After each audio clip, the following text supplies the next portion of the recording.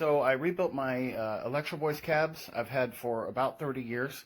I am getting fairly old, I will say.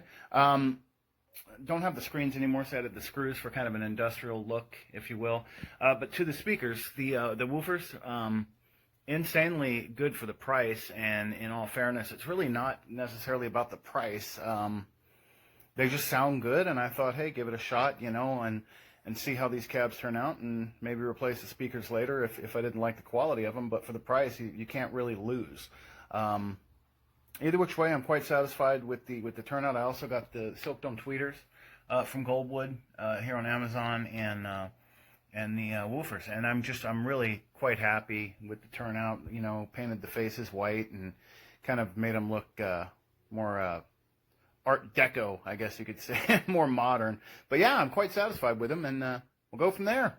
I would definitely buy their products again, without question, and bam, done, son.